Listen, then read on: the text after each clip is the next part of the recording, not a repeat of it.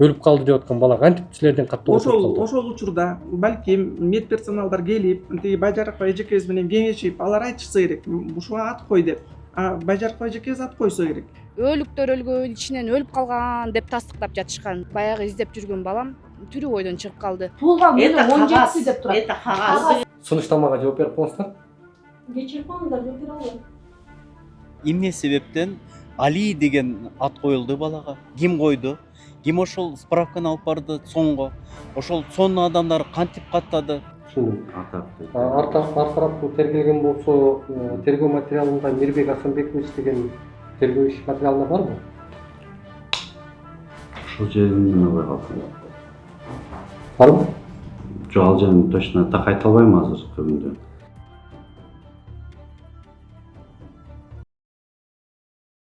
Урматтуу Москва шаарындагы мекендештер, Ваш стоматолог клиникасы сиздер үчүн жакшы мүмкүнчүлүктөрдү түздү. Клиникада стоматологиянын бардык кызматтары көрсөтүлөт.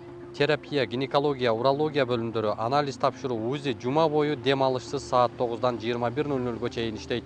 Клиника заманбап жабдууларды орнотуп, тажрыйбалуу такшалган дарыгерлер менен толукталган. Менин катталуучуларым үчүн 20% арзандатуусу жана рентген консультациялар акысыз. Ошондой эле ишемби күндөрү УЗИ, жекшемби күндөрү терапевттин кабыл алуулары акысыз. Дареги Лухмановская метросу, Светозерская 32. Урматтуу кыргызстандыктар, мен Чүй 279-даректе тагыраагы Техноплаза дүкөнүндө турам. Бул дүкөндө сиздерге керектелүүчү үй оокаттары, тиричилик техникалары, ашкана буюмдарынын баары бар. Эгерде сиздер ушул заманбап кир жуучу машиналардан баштап, телевизор, бул жагында кондиционерлер, муздаткычтар, газ плита, бүт бардык ушул үй оокаттарын дал ушул дүкөндөн тапсаңыздар болот. Эгерде сиздер мен атымдан келген болсоңуздар, дал ушул дүкөндүн кожоюндары сиздерге өзгөчө дагы белектерин камдап турушат. Бул дүкөндөн Турция, Россия, Кытай жана башка дүйнөлүк маркадагы өндүрүштөрдү таап алсаңыздар болот. Кыргызстан боюнча жеткирип берүү шарттары бар, шаар ичи акысыз. Ал эми эң башкысы бөлүп төлөө жолдору менен баштапкы төлөмү жок эле алсаңыздар болот. Байланыш номерлери 0774 024 777 0557 00 2090. Саламатсыздар урматтуу көрөрмандар, мен азыр Каракол шаарындамын. Эсиңиздерде болсо, мындан 1 жыл мурда биз Калыбекова Кундуз деген карындашыбыздын көйгөйүн ачыктаганбыз, жарыялаганбыз. Мына ошондо уулумду ырдаттым, уулумду алдырып койдум. Менин уулум тирүү деген нерсе менен ыйлап, зар какшап, коомчулуктан жардам сураган. Мына ушул маселенин учурда чоо жайы кандай болуп атат, кандай жыйынтыкка келди, экспертизанын жыйынтыктары, ошол эле учурда тергөөнүн жыйынтыгы, соттун чечими эмне болуп чыкты, мына ушул маселени алдыда сиздерге ачып айтып берели деп турабыз. Негизинен белгилеп кетүүчү жагдай баланын тирүү экендигине дагы бир факты десек болот. Ушул ак суунун чонунан күбөлүк алынгандыгы тууралуу факты ачыкка чыгып калып атат. Азыр биз Кундуз карындашыбыздан сурайлы, эмне кандай болуп атат, эмне жаңылыктары бар, өзү айтып берсин. Кундуз, маселенин чоо жайын көрөрмандарга мына 1 жылдан бери күрөшүп келатасың, байма-бай биз менен байланышып атасың. Эмне болуп аткандыгы тууралуу дагы биздин көрөрмандарга белгилеп бер. Саламатсыңарбы, кыргыз элим мени колдогон.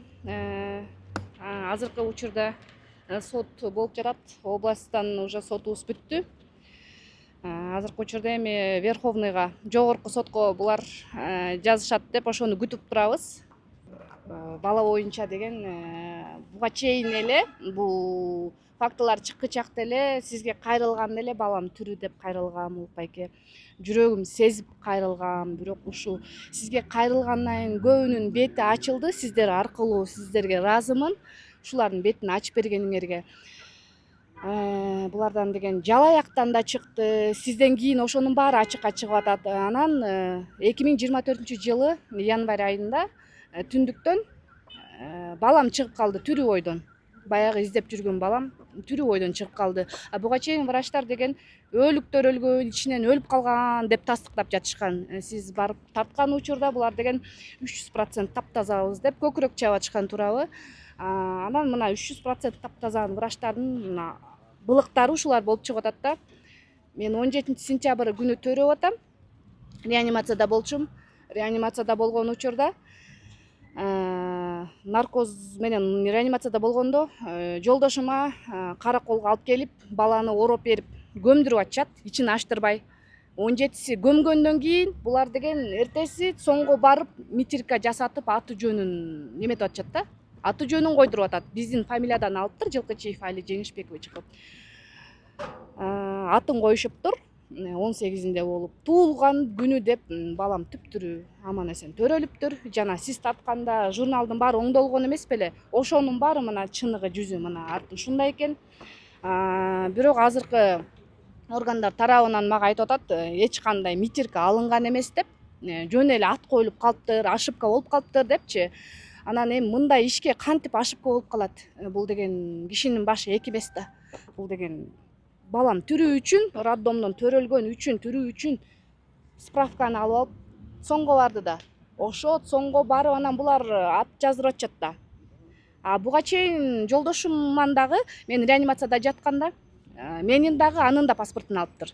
Негизи неме боюнча, мыйзам боюнча андай деген аял кишиникин алат төрөгөн. Күйөөсүнүкүн албайт да. Күйөөмдүкүн алып ушундай неме кылышыптыр да, булар алдын ала даярдап, аны алдап, мени наркоз берип эле 3 сутка алдап атканда ошол кезде бул документтин баарын жасашыптыр. Бирок органдар тарабынан бүгүнкү күндө митирка алынган эмес, жөн эле ошибка деп атат. Бирок бул жерде мына кадимкидей эле жазылып турат мына. Баланын туулгандыгы тууралуу күбөлүгүнөн маалымат деп атат. Демек күбөлүк алынган экен. Анан бул жерде пин кодун скрывать этип коюптур, блок кылыпчы. Бирок пин код скрывать этилгени менен бул жерде персональный коду калып атат. Бул адам төрөлгөндө бир эле жолу берилет экен да.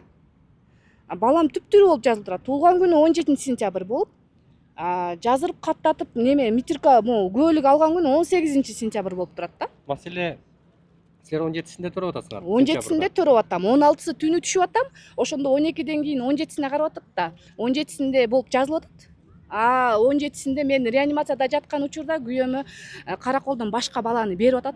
Бала алып барып көмүп атат. Ачпай ошо бойдон көм деп атат. Ал ошо бойдон көмөт. Анан баары тынчыгандан кийин булар деген эртеси 18-inde тынчыгандан кийин 18-inde мамлекеттик каттоо күбөлүк алып атышат мына. мекемесинен күбөлүк Мына кадимкидей эле күбөлүк каттоодо турат. Буга эмне деп жүйө келтиришти? Булар эми ошибка болуп калыптыр деп бирөөсү айтат да. Бирөөсү айтат, пенсионер аял адашып калыптыр депчи. Ал эми пенсионерди эмне кыласың дейт да. Эми бул жерден деген кеп деген пенсионерде эмес да, эми пенсионер болсо дагы жазасын алыш керек да. Кеп баягы жаштар эле алыш керек эмес да жазаны. 18-inde барган эмессиңер да.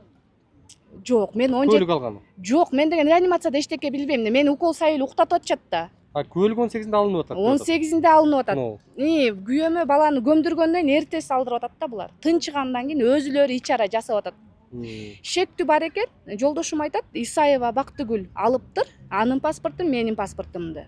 Негизи андай албаш керек. Алса меникин алыш керек да. Күйөөңөр төрө түйүндө жүргөндө ким алып атат? Исаева Бактыгүл жана Россиядан алдырылып келген шектүү аял. Сиз күмөн кылып аткан аял? Күмөн кылган аял. Күйөөңүздүн паспортун алып атат. Меникин кошуп туруп. Качан? Ошо 17-синде алыптыр. Күйөөм эчтеке сурабаптыр, шоковое состояние болуп, анан өзү моргко барып, өзү ороп берет. Ушул бойдон көм, ачпа депчи. Андан кийин жанагы экспертизага Казакстанга жөнөтүү маселеси жаралбады беле? Ооба. Ал маселеде казганда процесстерди айтып берсеңиз. Ал процессте казылганда деген башка жалаяк чыгып атпайбы? Меники розовый жалаяк болчу. Ал деген көк жалаяк экен. Чын-чынына келгенде мен арзан эле жалаяк болчу, розовыйчы, мындай арзаныраак алгам. Тигиники калың, мындай жакшынакай көк жалаякка чыкты да, тышкы кепини чирип калыптыр, анан көк жалаяк болуп оролуп чыкты да. Анда жалаяк меники эмес болчу да. Баладагы жанагы белгилерчи? Ошолордун баарын эми кагаз чыкты деп аттыңарбы? Ооба, демелер жазылып чыккан, эми тергөөлөр аны көп неме кылдыртпай койду да, көпчү мындай ачыкка чыгартпаганга кылыпчы. Анан Казакстанга чогуу бардыңар? Казакстанга өкүлүм менен чогуу бардык, тергөөчү болуп чогуу бардык, жакшынакай эле барып тапшырдык. Негизи алардын мыйзамы боюнча 1 айда бүтүрүш керек экен. Бирок биздики 1 ай эмес 3 ай болуп кетти. 3 айдан да ашып кетти. 4 айга жакын дегенде анан уже ызылдай баштаганда анан булардыкы неметишти да, экспертизанын жыйынтыгы чыкты. чыкты деп калышты. Ага чейин баягы барып эмне болду дегендей таанышыбыз жок, андай жок, биз билбейбиз, күтүп атабыз деп койчу. Качан жыйынтык даяр болгондо булардын тааныштары чыга калды. Анан жыйынтык даяр болгондон кийин менин өкүлүмдү алышкан жок, мен жалгыз эле мындай бар дегендей кылышты. Макул деп жалгыз эле бардым тергөөчү менен. Тергөөчүнүн жол киресин, тамак ашына чейин бүт камсыздап өзүм алып бардым. Анан аман эсен жетип жакшы баргандан кийин жеткенден кийин тергөөчү өзү кирип кетти. Мени эшикке коюп коюпчу.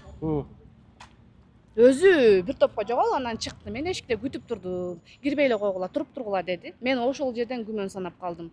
Ушул жерден жасатып кетти дегендейчи.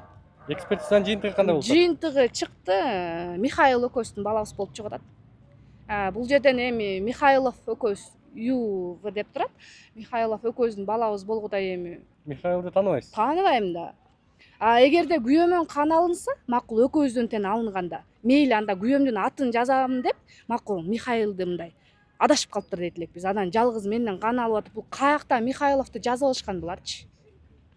Урматтуу көрөрмандар, бул жерде дагы чоң мандем бар. Бул жерде ошол Казакстандын эксперттерине дагы эгерде мындай жасалмалуулук болуп турган болсо, кылмыш ишин ачып жоопкерчиликке тартуу маселесин дагы биздин укук органдары карашы керек болчу да. Анткени адамдын тагдыры менен ойноп аткандай алар ким? Ал бир жагы, экинчи жагы жогорудагы маселе мындай күбөлүктүн маалыматы чыгып атат, балага берилген күбөлүк. Анан ал ким алып барып каттатып атат? Аны дагы азыр барып биз ошол мамлекеттик каттоо органына барабыз дагы сурайбыз, ким келген, ким ушуну жаздырган, ким күбөлүккө заявка берген, анын баарысын азыр өзүнөн суроого аракет кылалы. Андан сырткары атайын ушул медициналык мекеменин өкүлдөрү бул жакта Ак суунуку, ошол учурда Ак суунуку да, жалпы Ак суунун мекемесине дагы барып, ким паспортун алып, ким алып барып каттаткан, мына ушул суроолорго жооп алабыз. Анткени бала төрөлгөндө бул өлүк төрөлдү деп булар экөөбүздөн бирөөбүз айтып отурса, анан эле ким барат дагы ал жактан күбөлүккө заявка берип 18-inde бул жактан күбөлүк алып атат да. Бул дагы чоң суроо. Ошон үчүн бул карындашыбыз ооруканада, реанимацияда жаткан болсо, күйөөсү тиги наристени көмгөнү кетсе, ким барат дагы булардын атынан күбөлүк алып атат деген суроо жаралат да. Мына ушундай моменттерди белгилейбиз. Анан урматтуу көрөрмандар, бүгүнкү күндө ушул тергөөчүдө, прокуратурада, ЦОМдо, ошол эле учурда дагы медициналык мекемелер, ушул Ак суунуку, дагы берки кайсы төрөтүү эле? Түптүн төрөтүйү, мына ушулар жалпы бир 5-6 мамлекеттик мекеме, орган биригип алып туруп бүгүнкү күндө бир тараптуу кылмышты жашыруу маселеси жаралып аткандыгына мындай шек күмөн жаралып атат. Анын далили катары мына урматтуу көрөрмандар, 23 июлда 2024-тө соттук коллегия болуп, биздин сот органдарында мындай ишеним артылып атат десек болот.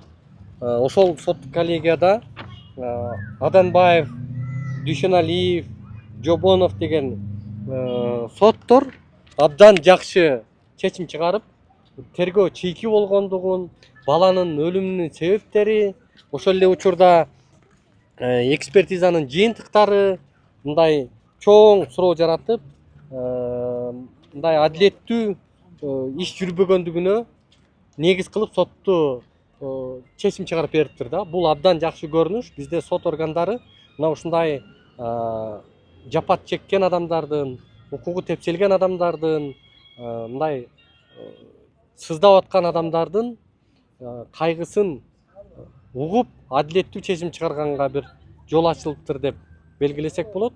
Сот адилеттүүлүгү мына ушундай бечаралардын укугун коргоодо билинет. Дагы буга бир кошумчалай кетсем, ушул неме боюнча, күбөлүк боюнча жакшынакай эле тирүү болуп 5 бала чыкты өзүмөн. Андан кийин эле баягы уже ызы чуу болуп баштады да. Ызы чуу болуп баштагандан кийин муну резко үстүнө мертворожденный кылып оңдоп ийишти. Сондогулар врачтар менен биргеликте. Кайрабы? Үстүнө ушул баланын үстүнө эле мертворожденный кылып эле оңдоп Ага чейин ийишти. бирок оңдолгонго чейин силерге чыгарып берген. Ооба, чыгарып берген. Мына жакшынакай, мына биякта өлгөн деген сөз жок. Бул жерде тирүү төрөлгөн, мына туулган күнү конкретный жазылып турат. 17 Оригинал? сентябрь.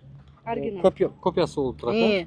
Андан кийин эле уже ызы чуу болгондон кийин уже деген бияка өлүк кылып жазып коюшту да. Мынакей бул Андан кийин көп өтпөй эле түндүктөн бул баланы такыр эле алып салышты. азыр жок. Азыр жок, азыр только 4 бала калып калды, түндүктөн тазалап коюшту муну. Мынакей урматтуу көрөрмандар, мына урматтуу укук коргоо органдары бул нерсеге кылмыштын үстүнөн кылмыш жасап аткандыгына дагы бир негиздер болуп атат. Эми азыр сиздин жактоочуңуз мына Урузиев Камил агабыз юридикалык тил менен бул карындашыбыздын окуясы тууралуу көрөрмандарыбызга, кыргызстандыктарга ошол учурда укук коргоо органдарынын башчыларына белгилей турган маселеңиз болсо айтсаңыз болот. Рахмат, силерге рахмат. Ошону эмне кылып тартып, ошол элге жеткирип, көйгөөнүнө кондуздуңчу. Бул маселе аябай мыйзам бузуу, укук бузуу деген ачык эле айтса болот. Себеп мына 4 жыл болду уже. 20-жылдан бери уже 4 жыл болду. Ошол укугу бузулуп, тебелип, ошол кылмыш иш ачылбай келе жатканынчы. Анан эмнечи мындай болуп атат? Бул жерде кундуз кайрылганда тергөө органдарга бир нече жолу жабылып кеткен иши. Бул ишти анан биз УВДга алган элек. УВД бирок чийки Ысык-Көл областынын УВДсы тергеп сотко өткөргөн эле. Сотко өткөргөндө бир эле адам 146 берене менен тартылып калган, Исаева Бактыгүл. Биз айткан элек ошол эле кезде башка кызматкерлерди тарткыла, себеп баласы жардам бербей, кондузду жаткырбай төрөт үйүнө, ак сууга барса ак суу түпкө жиберип, түпкө барса кайра ак сууга жиберип, мындай болбойт. Бул мыйзам бузуу деген сөз. Бул кондуздун укугу бузулган тууралуу биз көп эле суранып айткан элек. Бирок ошого карабастан азыркы күнгө чейин мына сотторду бүтпөй, кылмыш ачылбай башка адамдардын үстүнөн келатат. 23 июль ошол жылында Ысык-Көл областык соту жакшы чечим чыгарган эле. Бул иш чийки каралган, себеп башка обвинительный акт түзүп, тергелеп кайра, анан топ тартылыш керек деп буйрук берген эле. Ошого карабастан Ак Суу районунун прокурору представление жазат Ысык-Көл областынын сотуна. Биз аны аткарбайбыз, баары каралган эле деп. Эми Азыр сөзүңүздү созуңуз да. Биз ошол Ак Суу районунун прокурору тууралуу дагы облустук прокуратурага барып, эмне үчүн ушундай представление берип атат, биз карабайбыз, биз тергеп бүттүк деген нерсени белгилеп атат да. ооба, биз прокурорго Демек, прокуратура дагы бул жерде тиешеси болгондой мандем болуп атат. ооба, анан биз прокурор Жолдошовго жаздык. Айта кетсек, ошол прокурор Жолдошов такыр 2 жолу барса кондуз кабыл албай, жеке приемуна эмне кылып, отпискаларды жазып, эми биз кайра жаздык. Өз колуңар менен жооп бергиле. Себеп тиги Ормошов, Ак Суу районунун прокурору ошол представление туура эмес берилди. Мына сот каралды, мыйзамдуу чечип, ошону бузуп берди. Ошол прокурордун представлениясын четке какты деп биз айтып атабыз. Анан биз суранып атабыз Ысык-Көл областык прокурорунан, жазбагыла ошол жогорку сотко кассациянын эмнесине, арызына деп сурансак, биз баягы күнү ошол эмнесине бардык прокурордун, биз чечпейбиз, прокурор өзү чечет деп биз жооп бердик. Ошол жерден биз суранып кетет элек.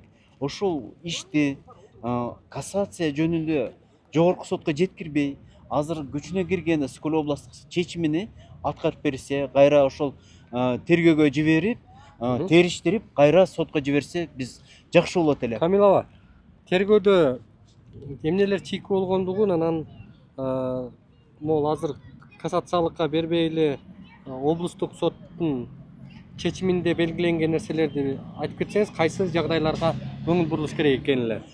Себеп ошол эмне себептен Али деген ат коюлду балага. Ким койду? Ким ошол справканы алып барды соңго? Ошол сонун адамдар кантип каттады? Эмне үчүн тергөө кезинде 23-жылы ошол жакка көңүл бурбады деп биз азыр суроо коюп атабыз. Дагы бир маселе, түптүн врачтары тартылбай калды. Себеп Кундуз ошол түпкө төрөтүүнө барганда кабыл албай койгон. Эмне себептен ошол ак суунун медайымы тартылат, түптүн медайымы тартылбайт деп биз суроо коюп атабыз. Биз толук эмес деп тергелди деп ошол топту түзүп, ошол топ тартылыш керек деп биз айтып атабыз. Тергөө болуш керек. Тергөө жакшы жүрүш керек. Мыйзамдуу болуш керек. Тергөөдө бейтарап болбой атат да ошондо. Ооба. Биз дагы айтып атабыз. Биз ачык эле айтып атабыз. Жакында эле президентке жазып келдик арыз. Азыр анын эмесинде күтөбүз. Анан азыр жакшы жаңы прокурор келиптир. Какеев деген биз ошондон да суранат элек, ошол контролго алып, өзү ошол бизди кабылдамасына алып, ошол ишти эмне кылып берсе, чечип берсе жакшы болот эле. Буйруса бала тирүү аман эсен энесине кайтканга негиздер барбы? Бул тергөө жүрүш керек. Бүт жагынан жакшынакай тергөө жүргүзүп, бүт баарына суракка алып, эмне кылса жыйынтык чыгат деп мен ойлойм. Тергөө жүрүш керек. Жакшы тергөө жүрбөсө бул иш жылбайт. Мына уже 4 жыл болду сентябрда ошол Кундуз ыйлап жүрүп, бүт бар жагына барып, арыздар жазып жүргөнүнө бул аябай узак деген сөз.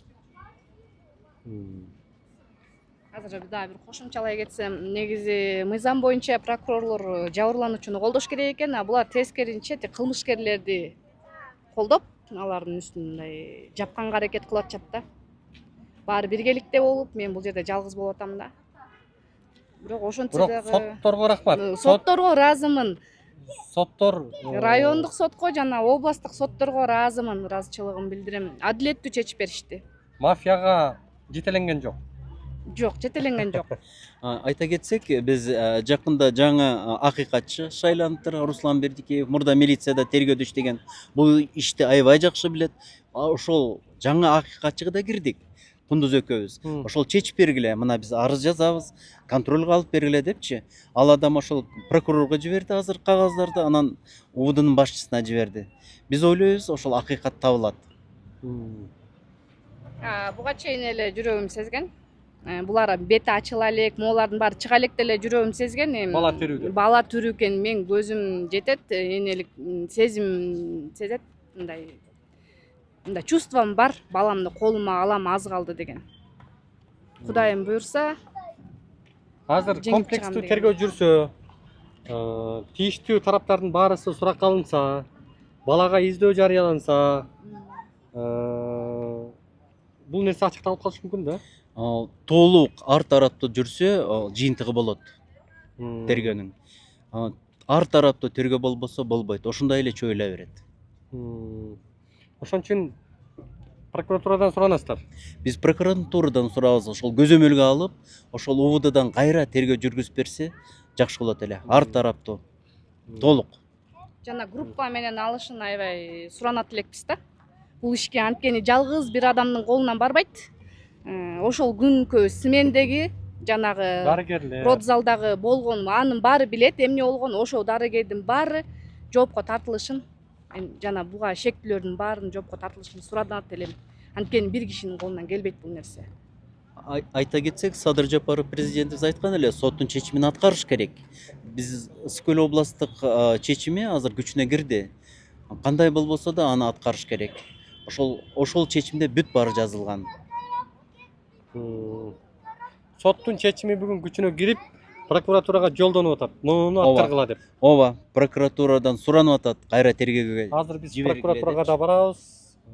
Соттун чечими боюнча суроолорубузду беребиз. Андан сырткары ошол медициналык мекеменин өкүлдөрүнө жана мамлекеттик каттоо органына барып тактап сурайбыз. Ал жерде кандай эмне болгон жогорудагы маселелерге жоопторду алабыз. Урматтуу көрөрмандар, биз азыр Ысык-Көл облусундагы Ак Суу районунун төрөт үйүнө келдик. Азыр директордун орун басары Рапия Турсунбековага бөлмөсүндө турабыз.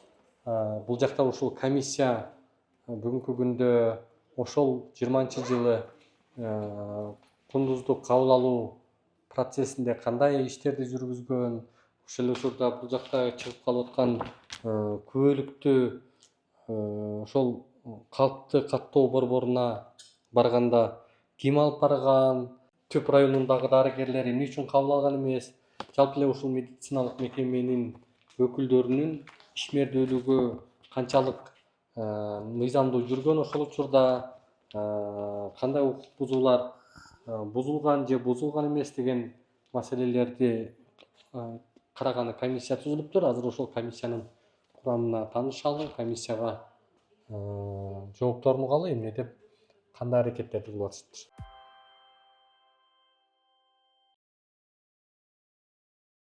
Урматтуу Москвадагы мекендештер, Кыргызстанга жүк салууну каалап, бирок кимден жиберүүнү ойлонуп жаткан болсоңуз, биз сиздерге ишенимдүү ишкерди сунуштайбыз. Бул ишкердин аты жөнү Зайырбек Маматкаримов.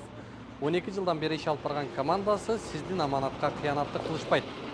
Кыргызстанга салган жүгүңүздү күндүн аптабына же кыштын ызгаарына калтырбастан атайын жүк сактоочу кампасы Бишкек шаары Профсоюз көчөсү 38/1 дарегинде жайгашкан. Жүктү Москванын бардык жеринен өздөрү алып кетет. Алган жүктү Кыргызстандын 7 дубанына жеткирүүнү да кепилдешет. Кыргызстанга жумасына 2 машина жиберилет. Жүк баасы көлөмүнө жараша 500 рубльдан өйдө баланат. Дареги Нижегородское метросу, Перовское шоссе 9, строение 7. Байланыш номерлери +7 926 788 70 70, +7 929 624 63 64.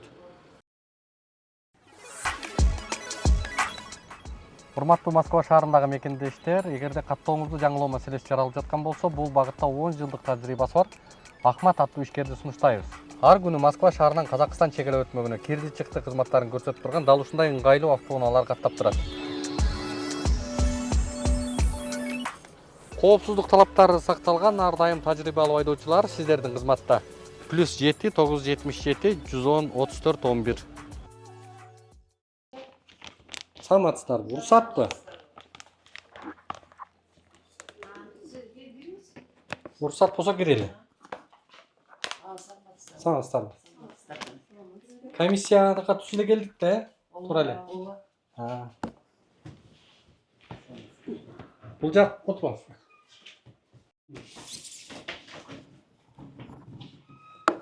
Арыз жазылып, арыздын негизинде комиссия түзүлүп, комиссиянын курамы сиздер.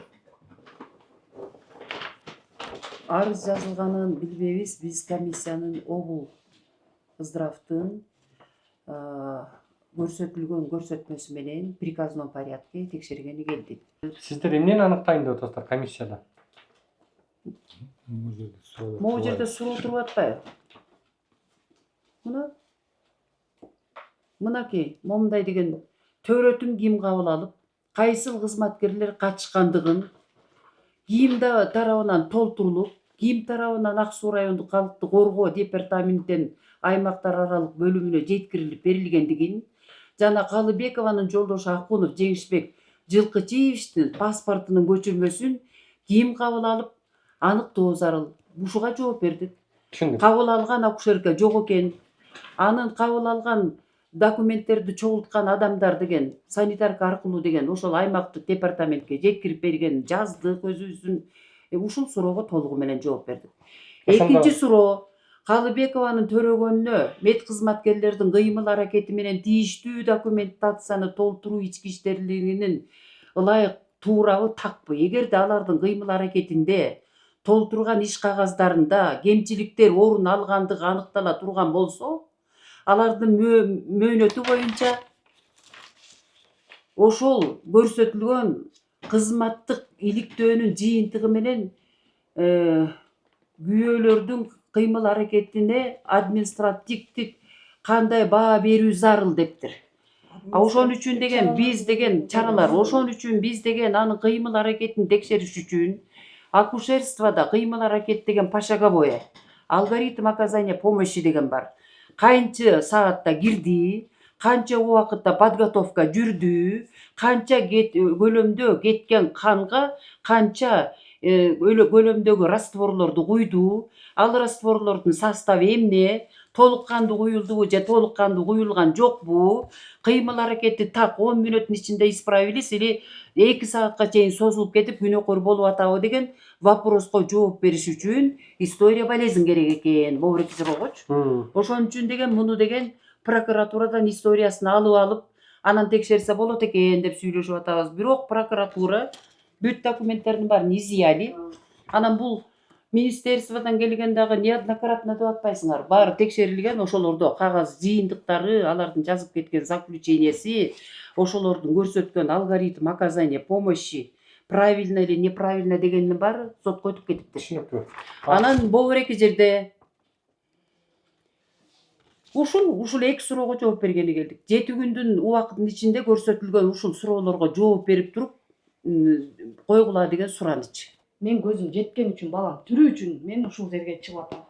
Мен 3 сутка реанимацияда сайып, уктатып, ал учурда эшиктен жолдошумду алдап, Караколдун моргунан баламды ороп берип атасыңар.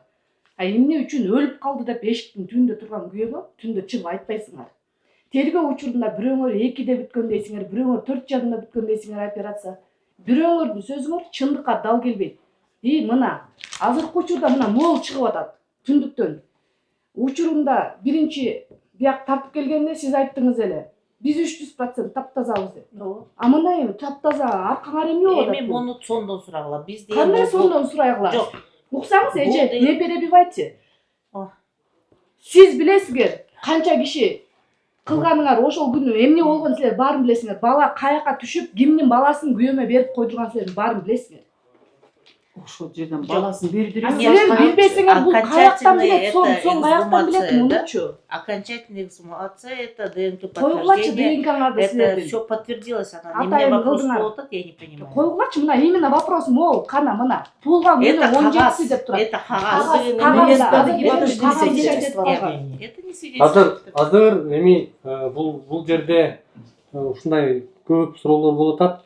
Бул жабырлануучу тараптын дагы шек күмөнү сот органдары менен аныкталып такталып атат. Сот органы бүгүн соттук коллегия конкреттүү тергөө шалакы, тергөө чийки, тергөөдө көп суроолор чечилбей калгандыгын, тергөө мындай бир тараптуу болуп аткандыгына негиз болгон бир канча моменттерди белгилеп, сот чечим чыгарып берип атат 24 июлда.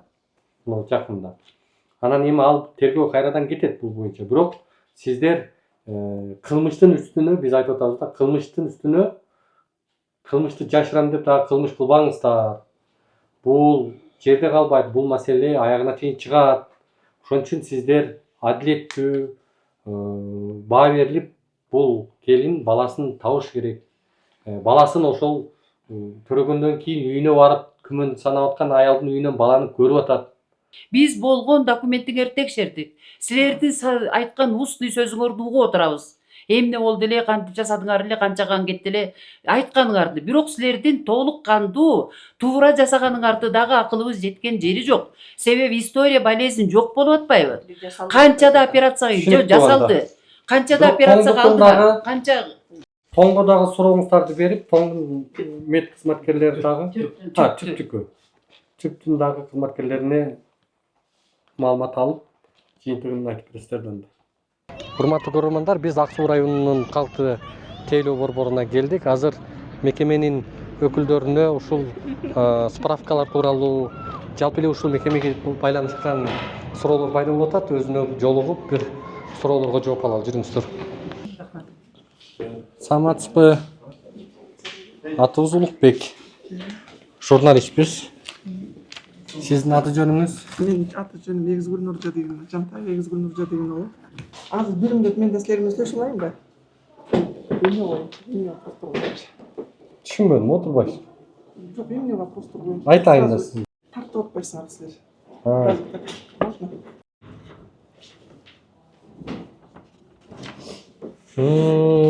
Эгизгүл Нуржадиевна, биз сизге мындан 4 жыл мурдагы бир иш боюнча келдик да. 4 жыл. Бул карындашыбыз Кундуз аты. Билесизби? Өткөндө билбедим эле. Сиз калкты каттоо борборунун башчысы азыр, а?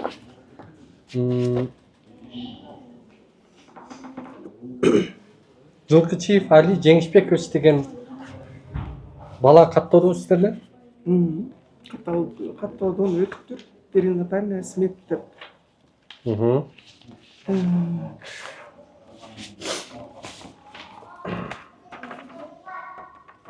Мынакей 20-жылы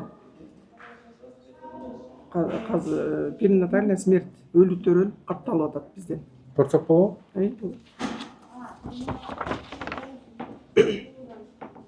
Каны? Смерть перинатальная. Мынакей. Мында катталып атат. Мында деген пин берилбейт бул учурда. Пин берилбейт, свидетельство о рождении берилген эмес. Пин берилбейт, свидетельство о рождении берилбейт. Анан муну мында бияктан карасаң. Бул өткөндө бул кыз келип кеткен. Эпенде биз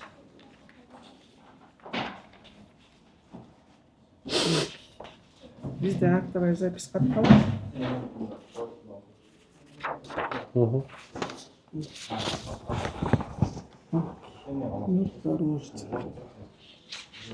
Өлүктөр өлдү деп атат, Өлүктөр өлгөн балага ат койлабы? Эгерде булар бул деген эмеден келип атат да. Бул мед эмеден келишет, справкасын алып алып, булар ат коюлбайт буларга. Мен суроону так эле берип атам сизге. Ат коюлбайт. Бала өлүктөр өлсө ага ат коюлабы? Коюлбайт. Ат коюлбайт. Мына жерде сиздер официалдуу кагаз берип атасыздар. Оригинал. Бирок бул деген ат ооба берип атабыз муну. Бирок ат совсем коюлбасын деген да жер жок да. Эми бул учурда 20-жылы ким жетекчилер? Бул убакта 20-жылы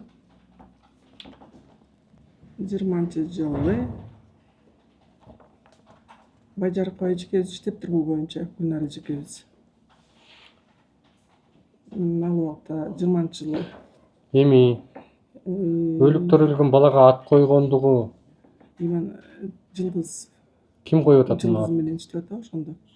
Бул деген мындай болду да. Бул деген биздин здравоохранениянын кызматкерлери алып келет. Бул эмени алып келет, справка, бул өзлөрүнүн справкасын, өзлөрүнүн удостоверенности өзлөрү билет. Анан булар каттайт. В течение 3 дней каттап кетет, 3 күн аралыгында. Анан эми балким мында Ким каттап кетет муну? Бул эмеден келишет. Больницадан келишет. Ким келип каттап? Кызматкерлер келет. Өзлөрүнүн кызматкерлери келет. Кайсы кызматкер келип шуну каттаткан? Эми аны билбейбиз, кайсы кызматкер келди. Бул деген Кандай? Кабыл алып атпайбы? Азыр биз көтөрүп айтып берейин эми азыр. Ошону ким кабыл алгандыгын, ким алып келгендигин кабыл алып беребиз. атат. Мына Байжарыкова эжекебиз кабыл алып. Мен азыр бияктан айтып берем. Муну Байжарыкова Гүлнар эжекебиз кабыл алып атат. Анан Байжарыкова азыр отуруңуз, мен да айтып берейин. Азыр бул учурда мындай болуп атат да, бул катталып алып келип атат. Бул кызматкерлер алып келет, свидетельство о смерти алып келет мынакей. Анан муну менен каттап атабыз. Мынакей, баары турат. Каттап атабыз. Муну мед персоналдар алып келет бияктан. кайсы кызматкери? Эми кайсы ким экенин билбейбиз, а ошо мед кызматкерлери алып келет бул. Муну алып келип, мунун негизинде Аты жөнү жазылат да алып келген жарандын. аты жөнү эми азыр көрөлү азыр. Ошону карап көрүп Ал бериңиз. убакта эми 20-жылы болуп берилип атат. Ал убакта Азыр бизге биринчи ошону көрүп бериңиз, анан кийинки суроолорго өтөлүп. Подоверенности ал убакта ким алып келди, аны көрүшүбүз керек да. Подоверенности ал убакта ким болуп келди, ким алып келди, аны точно бияктан. Ооба, азыр ошону көрүп бериңиз, биз күтүп турабыз. Калган кийинки суроону анан беребиз. Бизге сиздерге ким алып келген ошону билип бериңиз азыр. Мында деген булардын доверенности боюнча алып келе берет кызматкерлер. Макул. Кайсы кызматкер алып келди? Анан биз карайын азыр бияқта. Ошону карап берип коелу. Сиздерде базада катталып да, ким алып келип сиздерге өткөзүп атат?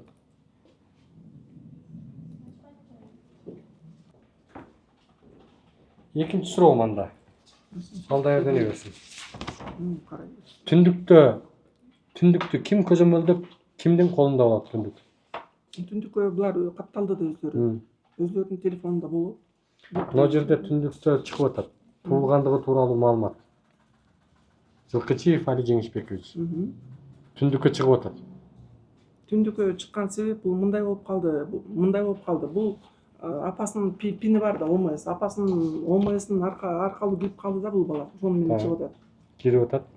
Ошонун аркасы менен ошону менен чыгып калды. Кирүү деп чыгып атат аяктан түндүктөн. тирүү деп ал Өлгөн бала да түндүктөн чыгып калабы? бул энесинин аркасы, энесинин пини менен кирип атат да бияк. Энесинин пини менен катталып атат бияк. Катталып атат. Бирок түндүктө өлгөн нарестелерди да каттап коебу. Түндүккө каттап койбойт. Бул жарандын канчаласы болсо ошол Тирүүлөрү чыгат. же өлүп калган балдар да чыгабы? Бул ошо мамасынын пинин аркылуу чыгып калды Мен да. суроону так берип атам. Эненин тирүү балдары чыгабы же өлгөн баланы да түндүктөн чыгарып коебу? Азыр система өзгөрүлүп оңдоого кирип атса керек. Азыр эми, например, азыр бул жерде түндүккө киргенде бул мамасынын аркасынан балдары чыгып калган. Ошондой. Мен жок. Тирүүлөрү. Же өлгөн бала да чыгып кала береби? Ошол учурда чыкты да бул пин мененчи пин аркылуу чыгып калды бул жерде. Сиз суроону түшүнүп атасызбы? Пин аркылуу чыгып атканы белгилүү. Бул тирүү балдар чыгабы же өлүк бала чыгабы деген суроо болуп атат. Эми өлүк тирүү деп бөлбөйбүз да. Чыга береби? Пин аркылуу чыгып калды. Пин аркылуу өлгөн баласы да чыгып калат түндүктөн. Ошол учурда чыкты да, ошол учурда деген азыр бул кайсы ай болуп атат? Андан бери системада өзүнүн иштеп, ишке кирип оңдоо түздөө деген болуп атат биякта дагы. Андан бери дагы. Анан ошол учурга чыгып пин аркылуу чыгып калды. Анан теги түндүктөн чыгып калды деп айтып атат да бул чоңуз, түндүктөн чыгып калган деп. Ооба. Анан ошол түндүктөн өзүнүн пин аркылуу чыккан. Анан Ошо пин аркылуу өлгөн бала чыгабы түндүктөн? Ошол убакка чыгып калган пини менен. Өлгөндө эле тирүү деп чыгып атпайбы? Ал жерде тирүү Кана могул жерде өлгөн өлгөн деп деген жер. Мынакей, могул жерде биз каттап атабыз да. Жок, могул жерде өлгөн деген кана? Бул өзүнүкү айерим деген өзүбү? Кана өлгөн деген. Биз деген өзүбүздүн выписканы көрсөтүп атпайбыз Жок, мынакей. могу да сиздин выписка. Бул деген выписка, тигинден биз выписканы берип атабыз силерге. Выписканы берип атабыз. Тигилер жерге мертворожденный деп катталып атат. Жок, могу жака. Бул жерге өлгөн түрү деп берилбейт. Муну выписка дейбиз. Выписка. Азыр сиз келип выписка сурасаңыз, азыр сиз келип азыр сиз да өзүңүз жөнүндө выписка Өлүп калды деп аткан бала кантип силерден каттоо калды? ошол учурда балким медперсоналдар келип, тиги Байжарыкова эжекебиз менен кеңешип, алар айтышса керек, ушуга ат кой деп. Байжарыкова эжекебиз ат койсо керек. Эми ошондой болсо керек балким. Байжарыковага чалыңыз азыр. Мен азыр кандай чалам ал эже үйүндө болсо керек. Сиз бул кылмыштуу аракетке шерик эмессиз да, чынбы? Жок. Анда чалыңыз. Кылмыштуу деп эсептебейбиз, бул катталып атат. Мертворожденный. Кылмыш иши козголуп атпайбы бул боюнча? Айнура берсең алдыгынысын көрсөтөлү. Эже буга чейин сизге келген, бир нече жолу келгенде сиз такыр башкача сүйлөгөнсүз. Азыр съемка учурунда такыр сөзүңүз эки бөлөк болуп атат. Макул сизге бир эле суроо, мына күбөлүк алынган турбайбы? Күбөлүгүнөн маалымат деп турат. Эми азыр съемка учурунда эмне үчүн башкача алдап сүйлөп атасыңар? Алдап деген Күбөлүктүн көчүрмөсү деп атпайбы? Могу жерде күбөлүк жөнүндө маалымат чыгып атат. Күбөлүгүнөн маалымат деп так жазылып турат. азыр системадан чыкпайт азыр. Анан бумажный бар болчу. Ой, жана мертворожденный катталган деген эмем канакей азыркы. Көрсөтүп атпадым буларга. Эже именно ошо мертворожденныйды сиз атайын роддомдон алдыртып, ошо кагаздын баарын толуктап койгонсуз, эртеси ага чейин балам деген андай эмес түрү чыгып аткан. Чоң кыз. Сиз антип алдабай эле коюңуз. Чоң кыз, диктофондоруңузда бар сүйлөгөн эже. Чоң кыз андай болгон эмес. Бул Эже деген катталат. мертворожденный деп катталат. Сүйлөгөнүңүз. Сиз оозуңуз кыйшыйбай туп-туура сүйлөп бергенсиз, кандай болгонуна чейин. Эми баарынан өлдү деген маалымат жыйнап тескери сүйлөгөнсүз. Мынакей. Бул мына катталып атат. Макул. 18-20 Муну жылы. сиздер кийин чыгып атат мунуңуз. Ошол учурда түндүктөн Мен азыр күбөлүгү тууралуу маалымат деген жерде баланын ат жөнү чыгып атат. Что мне касается, мен ошолго жооп берейин. Азыр бул боюнча мен эчтеке деп айта Бул албайм. түндүк сизге касается. Мен ошондо айтпадымбы? Бул энесинин пин аркылуу бияктан чыгып калды. Күбөлүктөрү тууралуу чыгып атат. Кандайча алат? Кантип күбөлүк чыгып калды? Эми бул күбөлүк деп кайсыктан? Мына эже мына. Туулгандыгы тууралуу күбөлүгүнөн маалымат берген. Значит, күбөлүгүнөн деп жазылып турат эже. Эми күбөлүк берилген эмес, чоң кыз. Бул жергечи. Эмнеге могу Бул мертворожденный деп катталган баланыкы пин да берилген эмес. бул балага свидетельство о рождении берилген эмес, күбөлүк берилген эмес. Эмнеге күбөлүгүнө маалымат деп берилип атат могул жерде? Эми бул системага эми жогору жактарга дагы суроо бергели, дагы бул жактагы мен бул өзүмө тиешелүү жооп бердим. Мынакей мен айтып атам, бул жерде ОМС берилген эмес. Макул, мейли. Ким берилген эмес? Муну сиз жогору жак билет экен. Берилген эмес. Эми сизге суроо болуп атат. Биз мунуга түшүнө албай атабыз. Күбөлүккө сиздер көчүрмө берип атасыздар, выписканы. Выписка берип атабыз. Берип атасыздар. Аты жөнү коюлуп атат. Атын ким койлу? Эми ошол атын Ким алып келип сиздерге ушуну справка берип атат? бул эми 20-жылы берилип атат. Бул атын ошол учурда Чалып беремин деп медперсоналдар атпаңызбы? келип, Чалбайсызбы? ошол учурда маектешип, Ким менен кеңешип маектешет? туранан бизнес специалист менен маектешип туранан ошого келип атын коюп бер десе керек. Же ушундай бир неме менен коюлса керек. Мен аны айта албайм. Кандай Билип коюлду? эмеспи ошону? Ким не кылып койдуңар эле атын деп? Бул жөнүндө дагы өзүнчө буларды чакырып сурашкан бул жөнүндө. Мен азыр Макул, биз азыр мен тактап азыр коелучу. бул эжеке эс алууда. Мен буга эмнеге койдуңар деп да сурай бере албайм мындай вопрос. Биз беребиз. Чалып бериңиз анда. Чалып берейин, пожалуйста, мына. Силер сурап, тынчын алгыла. Мен тынчын ала албайм бул жерде. Аты ким? Байжарыкова Гүлнара Самбайбековна. Гүлнара, Мен номерин берейин. Жок, чалсаңыз сиз эле, сиз биздикин албай коюш мүмкүн. Вы позвонили в службу голосовой почты. Эмнеге албай атат?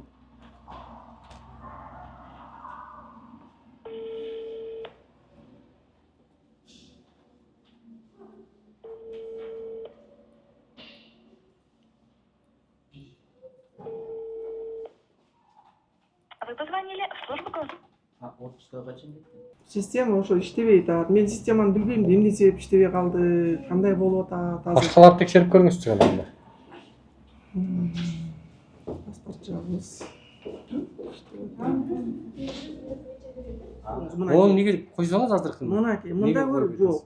Көрүнбөй эле. Так, жок токтосоңуз көрөбүз детально. Мынакей. Камила моң кырсаңыз? Эми Койбойсузбу? Жок, сиз муну эмес, просмотрдасаңыз. Так. Бул жерде дата активный, мынакей. Запись. Бул дата. номер активный, запись. О запись. Дата акты записи 2018. А вот это номерич. Номери совпадать этиш керек да? Кырсаңыз анан. 859. Мына менен. Активный Номер запись. актовой записи кача жерде жазылат? Активный запись. Бул Номер актовой записи. Бул силердин кагаздары. жок, бул эменики. Номер актовой Номер записи. актовой записи 859. А бул жерде 414. Эмнеге? Башкача. По заключению брака. Так. Ал Бул болсо паспорттун данные. Жазсаңыз ошондо. Мынакей просмотр чыкпай эле бул да. Чыгып атпайбы? Кимдин паспорту бул? Эже, Муну көрөлү, азыр мен көрөйүн кимдики экенин. ошону көрсөңүз. Мен мунуку деп айта албайм да сразу эле. А тиги серийный номер, а? Ошону көрүп бериңиз. Бул жерде да вопрос. Неге 414 болуп калды?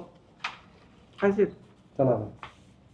Активный запись болуп калды, эмне деген? Актовая запись. Актовая запись. Номер О актовой заключении записи. брака деп окудуңар го.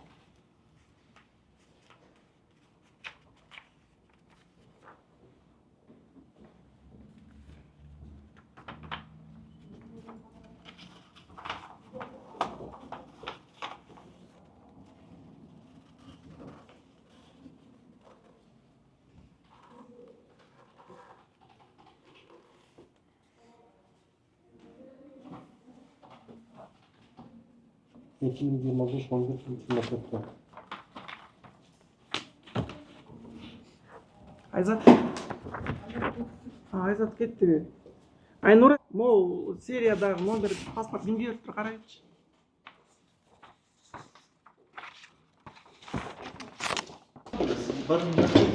Маған айтып берип атабыз. Жанагы паспорт эмне болду?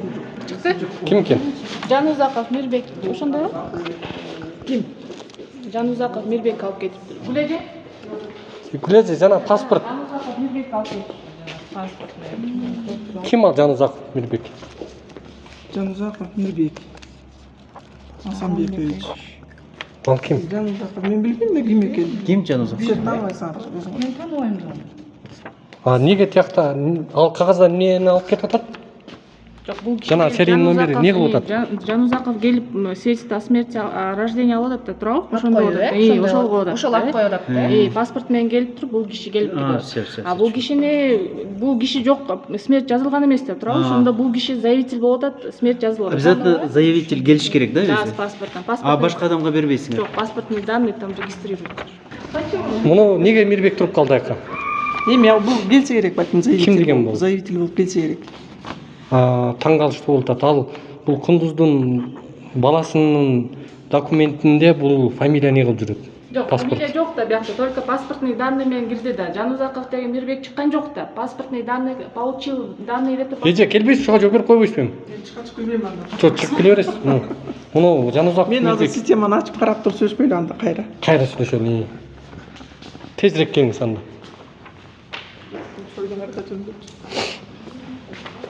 Жанузаков Мирбек. Камераңа тап койгойчу.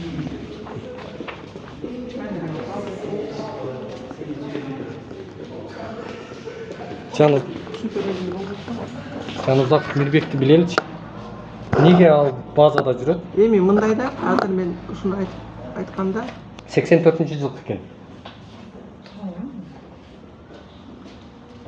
немечи, сен булар тааныбайсың да чоңуз, тааныбайсың. Жок, тааныбайм да. Тааныбаган киши канча сиздерден Азыр эми каттуу? коюптуңуз. Ал паспорт номери менен. Момун. Системадан каралычы. Кайсыны? Басып Жанузаков Мирбек Асанбекович.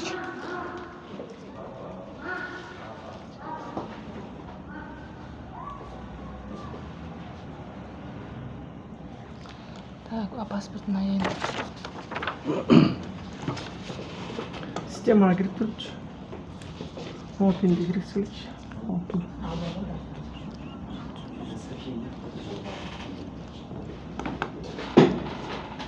Пини кандай экен? Так, ошондо Давай, пин мага бияктан айтып берчи. Жанузаков Мирбекти. Жанузаков Мирбек Асанбекович 84 года.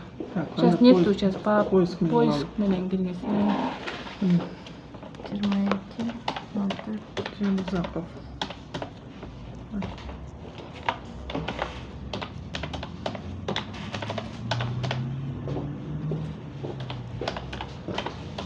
Негизи Азыр 1 минут. Максим. Асан Асанбекович.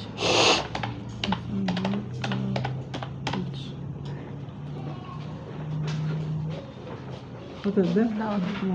Да, Жок, нет, вот это 84 Нет, сейчас он Асанбекович болуп тур, перемена кылып тур. Ды Жанузаков деп карасаңыз.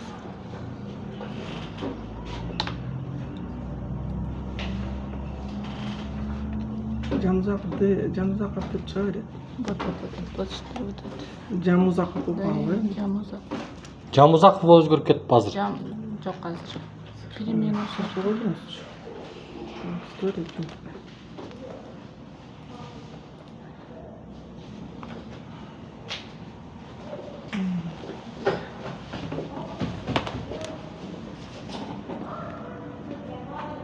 Азыр ушул болуп калыптырбыз, да? Бул кишини тааныйсызбы? Келиңиз, мону тааныйсызбы? Сүрөөрү? Вот сүрөтүнө чейин бар. Жок, бул баланы тааныбайм. Кана. Бул бала эме деп атпайбы? Адрес боюнча Кайсы жер экен? деп турабы? Кайсы жер? Кайсы адрести көрсөтөт? Бишкек деп турат. Бишкек? Келме. Бул ашыкча системага кирип барабыз уже. Ошондо эмне болду, же бизге айтып койгуңуз эми. Экен. Мындай болуп атат да, бул Жанузаков келип атат. Рождение жаздырып. Азыр биз кетебиз, чогуу кетебиз. Менин кагазым кайсы? эмне болуп атат ошондо? Ошондо Жанузаков келип атат. Мгм. Рождение жаздырып атат, мертвый рожденный деп, Мгм. паспортный данные берип атат. Берип атат жана атын койдуруп атат, ошондо чыгат да. Атын ошол койдурабы? Ошол каттап жанагы справкасы менен келип туруп жазып берип атат да. Анан Байжарыкка ошону каттап берип атат. Туурабы? Ошондо болуп калды. Эже, сиз эмне деп жооп бересиз? Мекеменин жетекчиси катары. Мен жетекчиси катары мен тиешелүү маалыматтын баарын бердим силерге. Жок, азыркы Жанузаков боюнчачы. Паспорттун негизинде катталып берилип атат. Бул паспорттун тиешеси жок турбайбы бул үй бүлөгө? Мен аны Жанузаковдун. бул 20-жыл болуп атат да мен аны Сиздин мекемеде негизи мыйзам жол береби? Сиздин мекемеде башка бирөө паспорту менен келип, башка бир үй бүлөнүн баласын бул жердечи каттатканга. бул перинатальная смерть келип атат, свидетельство мед справка менен келип каттап алып кетишет. Түшүнүктүү, макул. Бирок Муну менен алып ошону кетишет. Мун макул. Бирок Жанузаков бул жака кандай тиешеси бар? Жанузаков балким ошол убакта бул здравоохранениянын кызматкерлери болсо керек, медперсоналдан болсо керек деп мен ушундай түшүнүп атам. Ошондой түшүнүп атам да мен.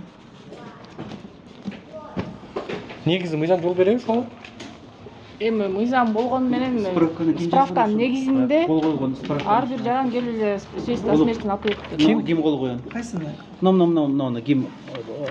Зав патология ким? Муну биз билбейбиз да, аякка коюп атышат. Фамилия ким? Фамилиясы бар зав патология. За патология азыр окуп бербедик мынакей. Токтомамбетов деп. Ким экен аты?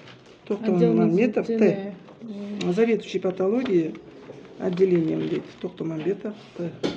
Өлдү деп жасап берип атат. Смертти жазып берип атат. Жазып берип атат. Ошо берип атса ошо.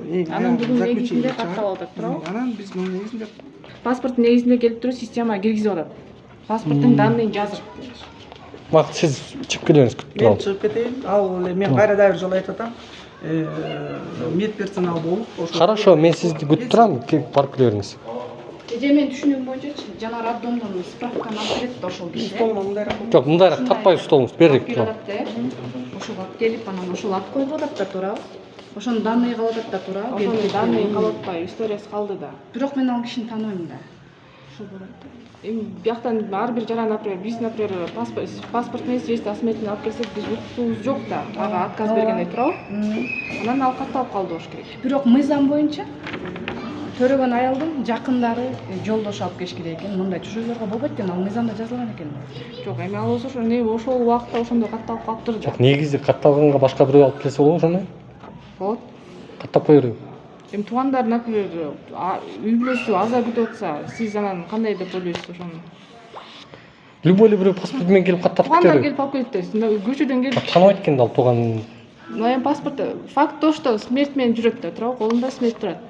Любой эле смерть алып келсе берип кое бересиздерби? Анан тияктан эме алып аткан заявительде графа деген бар. Заявитель туугандары деп, либо родственник деп ошол жери бар. Может, ошол жерден галочка мен тууганымын деп туруп, жазып эме галочка койдуруп туруп, анан ошол өзү алып койдуруп туруп анан алып кеткен, түшүндүм. Азыр мында ошондо Жанузаков эмнени кылып атат мына? Жалпак менен айтып бериңизчи. Эмнени? Жанузаковдун действиясын. Жанузаков действие келип эле катталып алып кетет. Эмнени алып кетип атат? Смертти, рожденияны. Рождение. Өлдү деген справканы. Справканы алып атат. Анын башка тиешеси?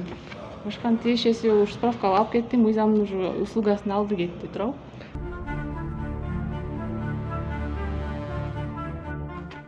Саламатсызбы? Денсаулыгыңыз жакшыбы? Атым Улукбек. Прокурорго келдим. Замы? Ким бар азыр жок? Жок, Молдобаева. Саламатсызбы Молдобаевна? Келдик. Уруксатпы? Уруксат? Анда бир-эки суроолоруңузга жооп алып алалы? Мен бул боюнча жооп бере албайм, сиздер азыр заңдан турабыздар. Бул боюнча маселе. Кайсы бул жөнүндө кайсы бул деп атасыз? Эми азыр сиздер жарандар боюнча келбейсиздерби? Укпай туруп эле бул боюнча дейсиз го. Мен жооп бере албайм, заңга кайрыласыздар. Замыңыз каякта? Азыр болбойсуздар. Чалып көрбөйсүзбү? Мен чалбайм, областка кеткен болчу. Кандай кылабыз? Заңдан эле сурайсыздар. Зам жок болсо каяктан сурайбыз? Өзү менен эле сураңыздар, сүйлөшүп, мен сурооңуздарга жооп бере албайм. Эмнеге? Сизди жооп берет деп прокурор кылганда.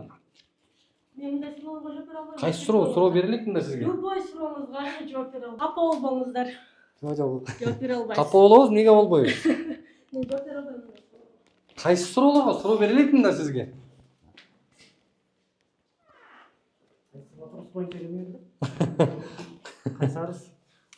Кайсы суроого жооп бере албайсыз сиз? Берген ар бир сурооңузга жооп бере албайм. Кечирип коюңуз. Ким жооп берет?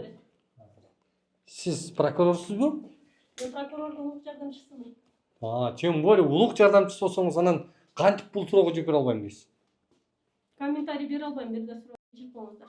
Жок, мен суроо бере элекмин сизге, бир да суроо бере элекмин. Иш боюнча. Эмне кылабыз? Зам менен гана байланышасыздар. Замыңыздарга чейин биз маалымат алып кетели деп атканбыз, эми замды күтүп канча Комментарий бере албайм. Сиз кызыктай сүйлөшүп кал. Прокуратуранын представлениясы боюнча сурайлы дергиле. Өзүңүздөрдүн сунуштамаңыздарга жооп алсак болобу? Мен айтып атам, жооп бере албайм деп ал сурооңуздарга. Жок, сиздердин сунушка жооп алсак дедик. Только зам менен байланышасыздар. Сиз менен улук жардамчы болсоңуз, сиз мамлекеттен айлык алып атасыздар мындай. Мен мамлекеттен айлык алган менен только через руководство гана. Жооп бере албайм бир сурооңуздарга да. Кетпейбиз, сиз жооп бере албасаңыз биз да отура беребиз. Качан жооп бересиңиз? Даярданып чыгыңыз анда биз отуруп. Мен жооп бере албайм бир да сурооңузга, капа болбоңуздар. Капа болобуз, эмнеге капа болбойбуз? Сунуштамага жооп берип коюңуздар. Кечирип коюңуздар, жооп бере албайм. Эмнеге жооп бере албайсыз? Уже айтылды эмне үчүн экенин. Өлбөскан айым болбойсузбу эми? Представлениени карайсызбы? Иә. Качан келет? Сиз жок деп едиңизби? Областный.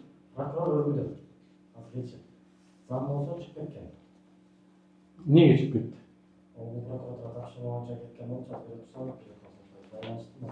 Канча убакытта келем дейт? Бизге так убактысын айтыңыз. Так убактысын айтыңыз. Көйгөйдү угуңуз анда мени. Көйгөйдү айталымбы? Айтыңыз. Билесизби бул көйгөйдү? О, маалыматтар анан жооп только руководстводон аласыздар. Эмнеге сиз берсеңиз болбойбу? Кылмыш бул. Я. Эми руководитель жооп берет сиздерге бул боюнча. Макул анда көйгөйдү угуңуз анда. Эмне болду эле айтып берсеңизби? Мен бирин суроом эле ушул жанагы күбөлүк боюнча да. Сотко катыштыңызбы? Бул иш боюнча. Я. Сырттан эле руководстводон бүтүрөм.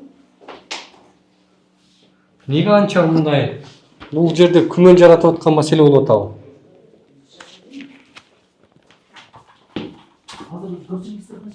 Я, Өлбөскан айым. Эмне эле болуп атат? Мындай катышкан турбайсызбы сиз? Ишти билесиз да? Я. Прокуратура мындай кызыктар болуп атабы кылмышты жашаганга? Жок, мен ага жооп бере албайм азыр. Руководство келет, руководстводон аласыздар. Сотко катышыпсызбы сиз? Келдик. Саңыз жарыспа.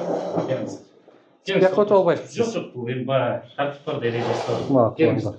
Так, Бизге прокурор керек эле. азыр. Мамлекет вступление. Зам прокурор тоже едет, да?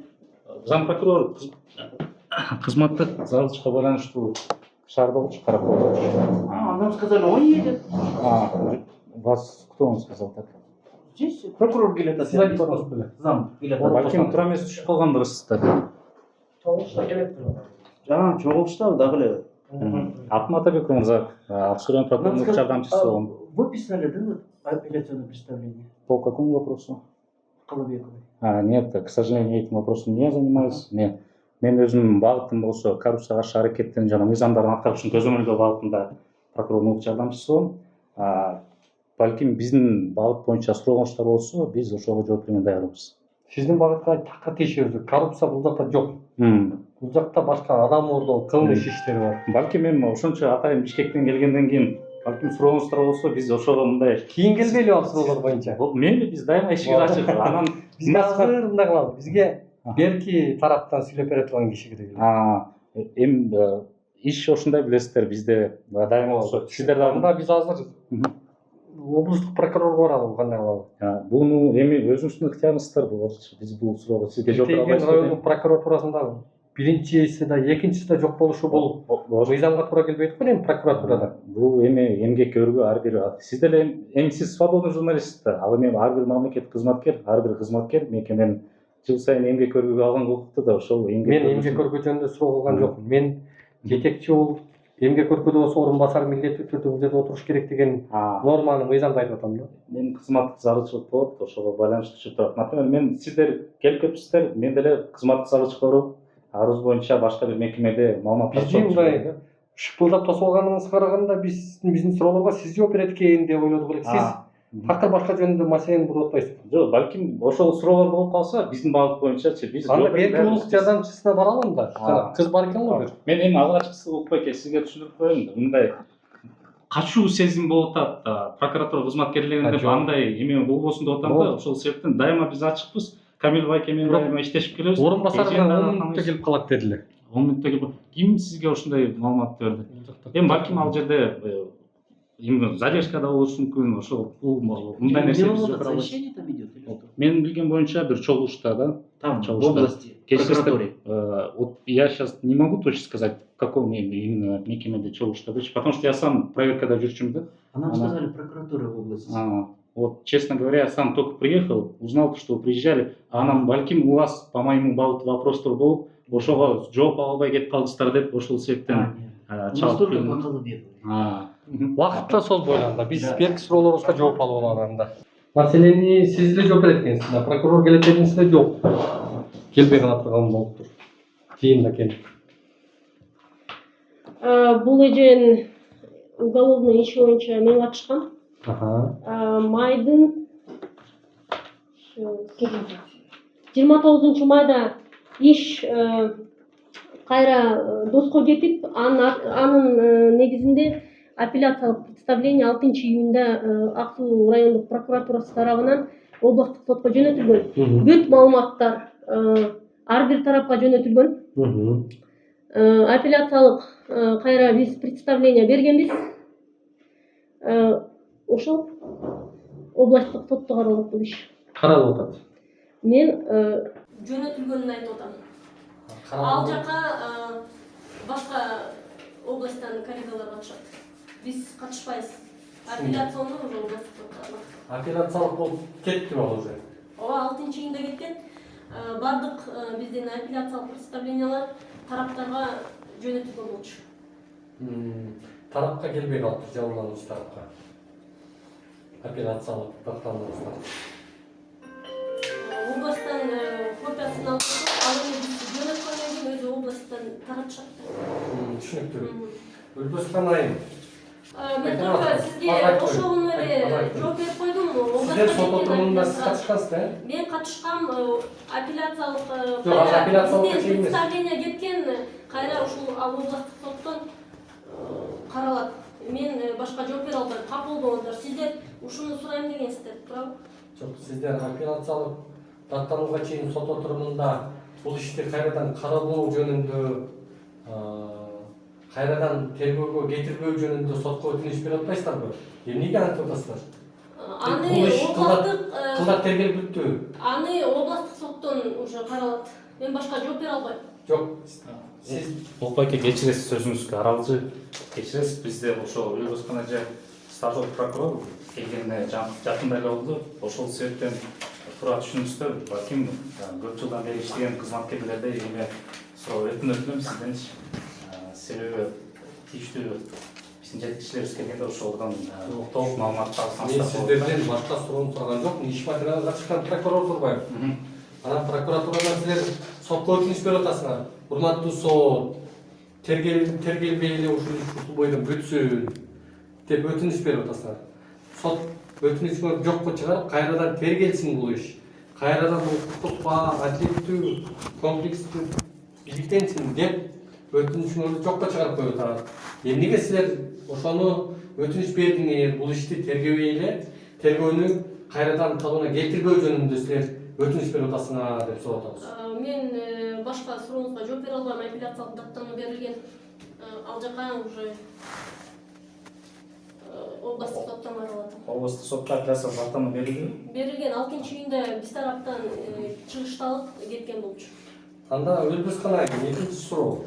Мына жерде мамлекеттик калкты тейлөө борборуна барып келе атабыз.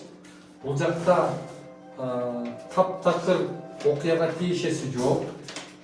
Бул адамдар тааныбаган Жанузаков Мирбек Асанбекович деген адам баланын өлгөндүгү тууралуу справканы мекемеге өзүнүн паспорт данныйларын калтырып, бул адамдардын атынан бул тиешеси жок адам алып кетип атат.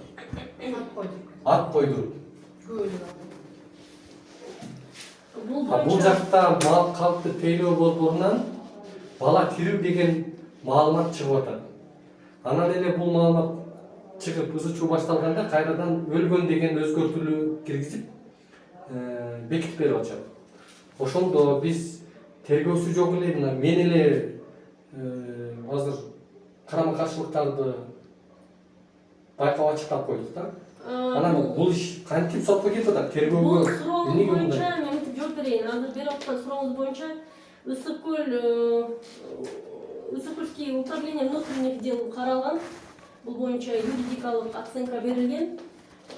Ошол тараптан сурап алыңыз. Ушул вопрос боюнча Сиз ишти иликтеген киши катары, делону түшүнгөн киши катары, анан ошол тергөөчүлөрдү көзөмөлдөгөн органдын башында турган киши катары сизден сурап атам да, муну Мирбек Асанбекович деген тергөө иштеринде тергөөгө тартылып суракка чакырылганбы? УВДдан сурап аласыз буларды. Мен түшүнбөй атам. Сиз УВДнын көзөмөлдөй турган, тергөөнү көзөмөлдөй турган органсыз да? Улукбекке кечиресиз. УВД үчүн УВДнын жоопкерчилигин сиздер карайсыздар да тергөөнү. Ошон үчүн сизден сурап атам да. Улукбекке туура айтасыз. Бул маселе боюнча ошол биздин тийиштүү орун басар бар. Ошол маселеңиз боюнча толук кандуу жооп бере алат да ар тараптуучу. Азыр болсо бул биздин карындашыбыз адамдын тагдыры маселеси каралып атат. Адам өмүрү, балдары уурдоо маселеси каралып атат. Туура айтасыз. Бирок делага мындай түшүнүк жок эле барып катышып калды. Жок, сиз бул делонун ичиндеги маселелер боюнча сурап атпайсызбы, кандай болду эле, эмне болду деп? Курманкул Токтуралиевич прокурор болуп турган учурда бардык прокурорлорго эскертүүнү катуу берген. Туура айтасыз. Сот отурумуна катышып аткан прокурор дело менен таанышпай барган болсо катуу чара көрүлөт деп. Демек, ар бир сот отурумуна катышып аткан прокурор иш материалы менен таанышып, дыкат анализдеп анан барыш керек болчу да.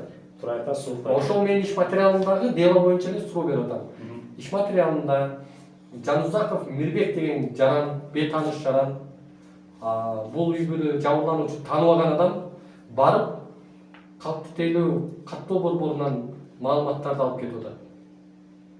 Туура айтасыз, Улукбек. Муну ошону сурап атабыз. Биз эми сиз буга тиешеңиз жок экен да, биз бияктан сурайлыбы? Просто мен түшүнгөн боюнча азыр толук кандуу жооп алыш үчүн сиздер канааттанып сезиммен кеткенге ошо тийиштүү кызматкерден ар тараптуу Неге канааттанбай аткан кызматкерлер отурат бу жерде? Сиз андай суроого бул азыр болсо ар бир кызматкер, например, сиз иликтөө менен алектенген журналистсиз. Буну биз белгилеп кетсек, тиги спорт журналисттери бар, башка журналистика менен алектенген адамдар бар да, экология боюнча журналистика. Ар бир кызматкердин прокуратура системасында өзүнүн кызматтык милдетине ылайык багыт боюнча бөлүнгөн да. Анан именно тергөө багытында болсо Атматабек мырза. Атабек мырза, мен прокуратуранын иши жөнүндө сурабадым. Мен делодагы материал боюнча сурап атам. Ошол материал боюнча сотко катышып, прокуратуранын позициясын көрсөтүп аткан айыптоочу катары катышып атпайбы? Ошону сурап атпайбы? Ооба, бул балким кызматкерибиздин муну таныйсызбы муну дагы киши? Иш материалында барбы ушул киши? Бардык дело менен таанышып чыккак. Бул боюнча толуктоо маалыматын замдан дагы аласыз. Жоқ, сен материалмен таныстырсаң неге айтпайсың? Сиз башында берем деген суроолоруңуз боюнча уже жооп бердим, апелляциялык дастанын представление кеткен депчи. Башка жооп бере албайсыз. Жоқ, иш материалында муну кишини тааныйсызбы, муну киши ким деп атабызбы? Барбы ушул иши? Тергөөдө. Ушул киши бүгүн ошол жактан азыр биз күмөнүбүз боюнча баланы урдоого шектеп атат.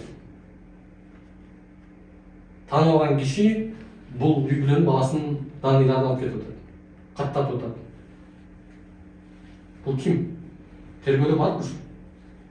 Деланы таанышкансызбы? Таанышкан мен делалар менен. Делада барбы ушу? Же сиздер шерик болуп атасыз балар менен? Кандай? Сиз шерик болуп атасыз, айтпай атасызбы, атайын. Провокационный вопростор бербеңиз андай. Анда түзүлүп айтайын, могу ким?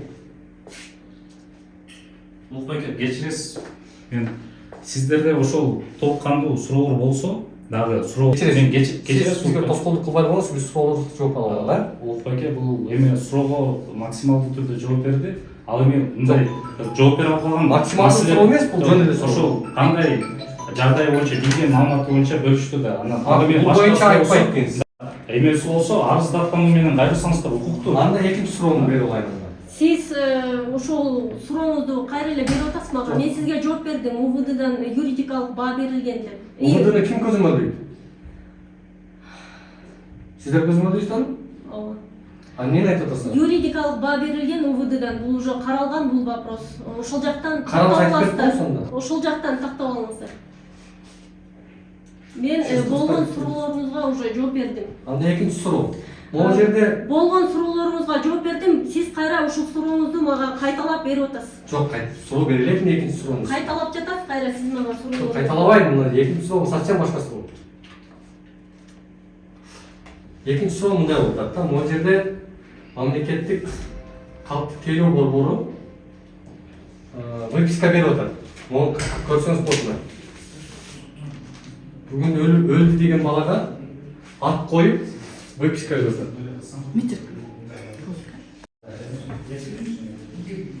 Не болот бул? Негизи өлгөн балага берилет выписка? Мен башка комментарий бербейм. Болгон сурооңузга уже жооп берип койдум мен. УВДдан дагы тактап алыңыздар. Бул иш уже каралган болчу. Юридикалык баа берилген деп айтып атам сиздерге. Алдын ташкарма дегендей ишенген кожобуз сиздер болуп атпайсыздарбы? Прокуратурадан сурап атпайбызбы ошону? Мыйзамдуулукту көзөмөлдөп, териштирип бергенди. Там сидит ошол. Кайсы сыяктуу экен? Ошол Азыр фактысы бүтүп калды да азыр. Жок, азыр бар отурушат. Ошол жака барабыз. Поехали.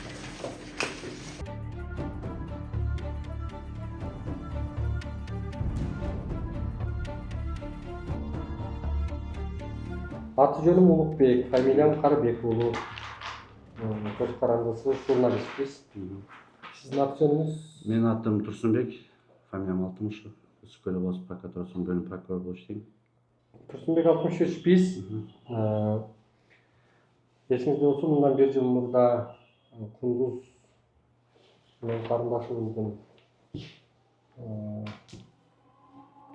Калыбекова Кундуз карындашыбыздын окуясы баланы уурдалды деген маселени коомчулукка чыгарганбыз. Андан бери 1 жыл өттү, тергөө 2 жолу сот болуп, облустук соттон 23 июлда чечим чыгып, ал чечимде бир катар тергөөдө каралбай калган, тергөөдө чийки болуп калган маселелерди белгилеп прокуратурага жолдоптур. Ал жолдомодо биз суроону ушундан баштайлы. Омошов сунуштаган сунуш тергөөнү улантпай эле тергөөнү кайрадан баштабоого чакырып, то есть сотко өтүнүч берип атат да. Эмнеге тергөөдү кайрадан кароого каршы чыгып, Ак суунун прокурору сотко өтүнүч берип атат? Ак суунун прокурору сотко өтүнүч берүүнүн себеби Кыргыз Республикасынын кылмыш жаза процессуалдык кодексинин 3 бөлүмүндө көрсөтүлгөн соттук кароо учурунда эгерде баягы айыпталуучуга оорураак кылмыш жасалганда соттук отурумда аныкталса, сот ишти прокурор кайтарып берет да. Же прокурор милдеттүү түрдө өтүнүч келтирип ишти сотко тергөөгө кайтарып алыш керек.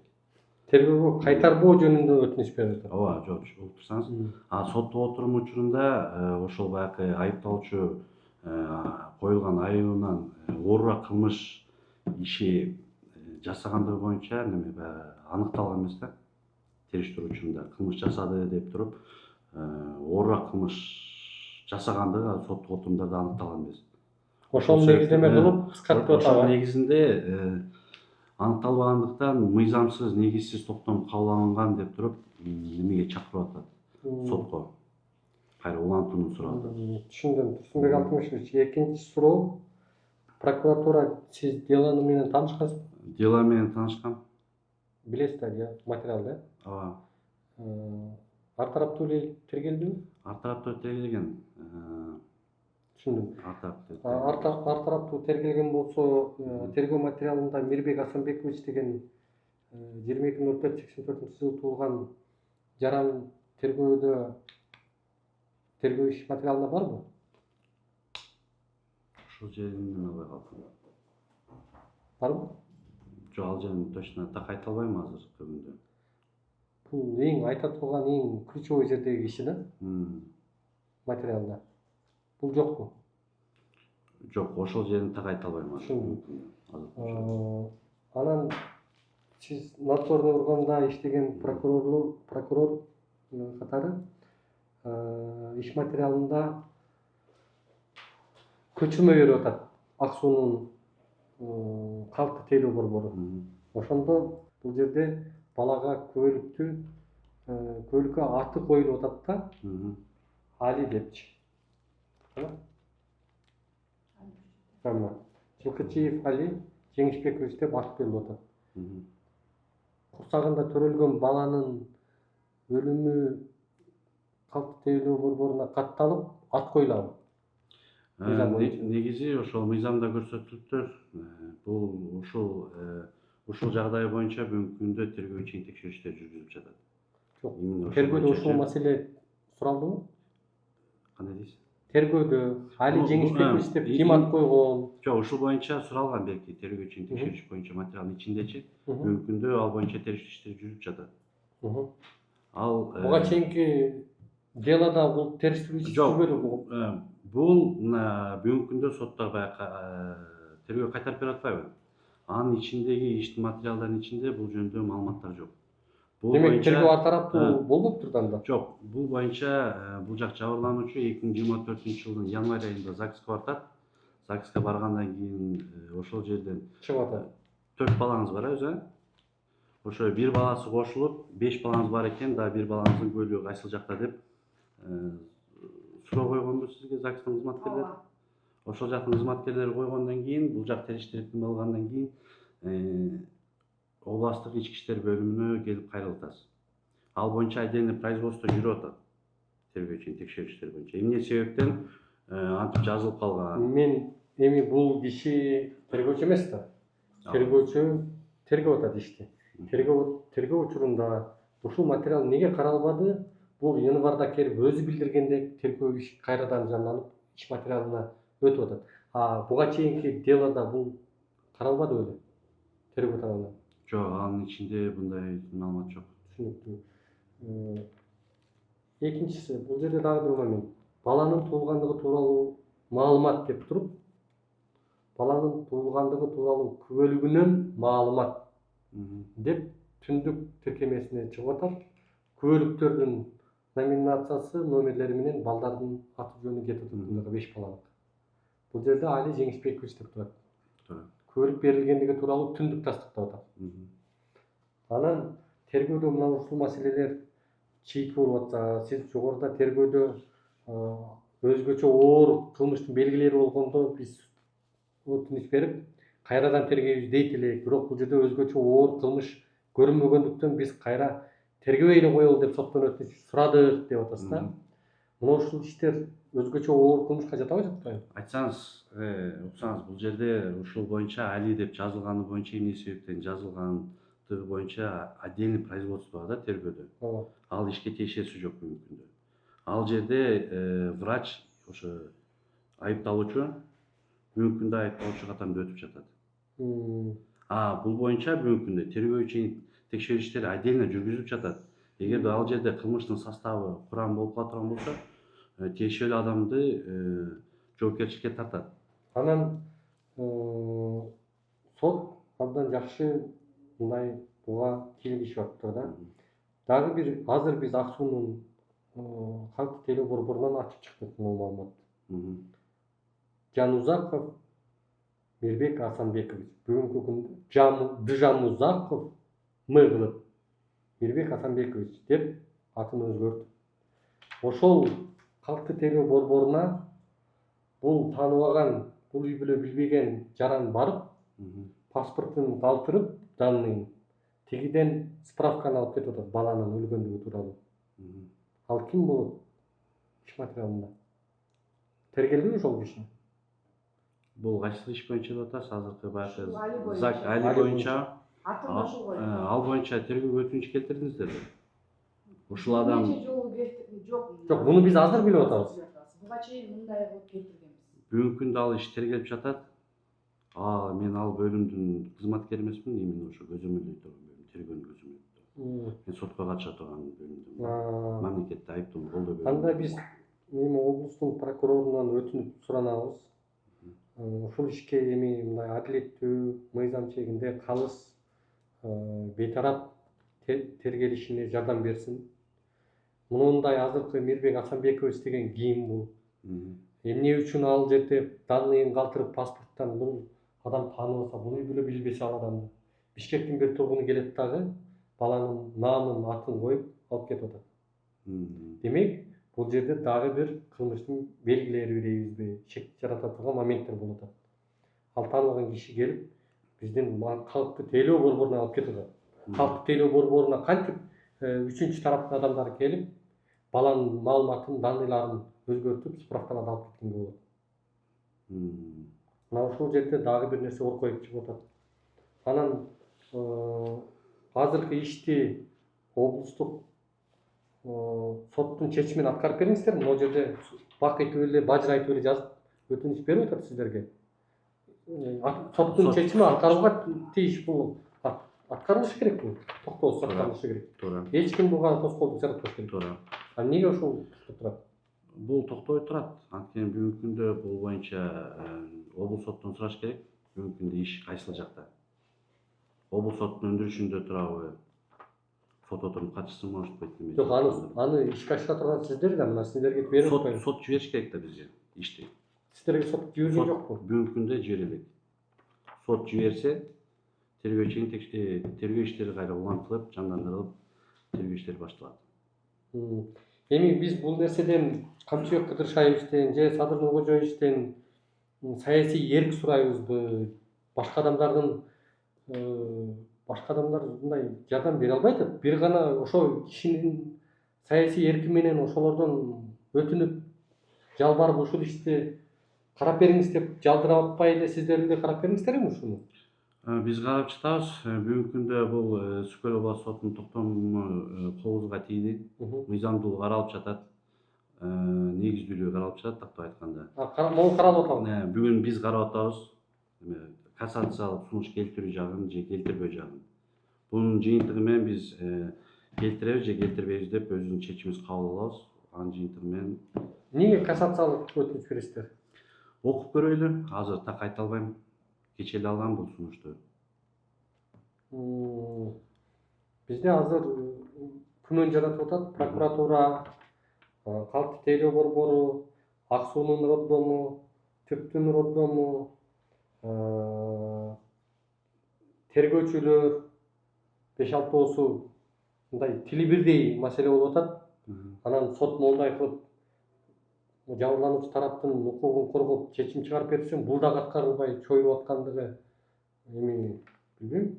Азыр ар бир нерсенин эми Садыр Нуркожоевичке же Камчыбек Кыдыршаевичке кайрылып эл мындай адилеттүүлүккө жетпеш керек да. Сиздерди үмүт кылып, прокуратура, сот органдары ушул нерселерди орнотуп берсеңиздер деп суранабыз сиздерден.